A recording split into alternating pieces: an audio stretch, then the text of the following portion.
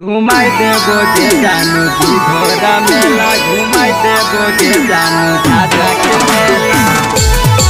Krishna recording studio सूरत। घुमाई देबो के जानू की घोड़ा मेला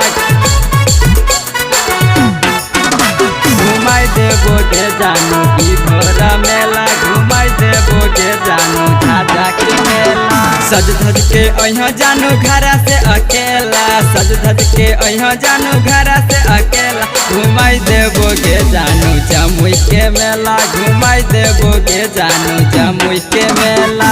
सज धज के अइहा जानू घरा से अकेला सज धज के अइहा जानू घरा से अकेला घुमाई देबो के जानू की धोरा मेला घुमाई देबो के जानू झाझा के मेला।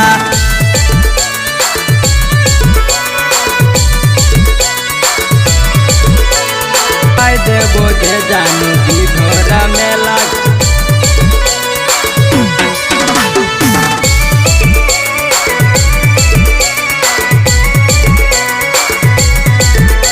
घुमाई देबो के जानू की घोड़ा मेला घुमाई देबो के जानू झाझा के मेला।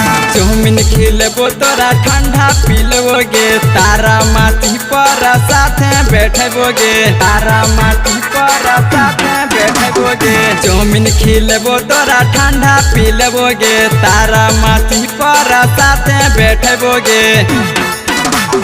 दुर्गा माई से दर्शन देबो कराएगे दुर्गा माई से दर्शन देबो कराएगे घुमाई देबोगे जानू की धोरा मेला घुमाई देबोगे जानू की धोरा मेला।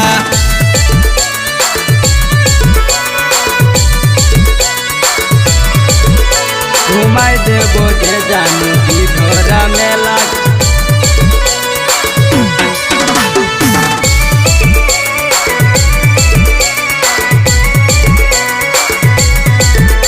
घुमाई देबो के जानू की घोड़ा मेला घुमाई देबो के जानू झाझा के मेला।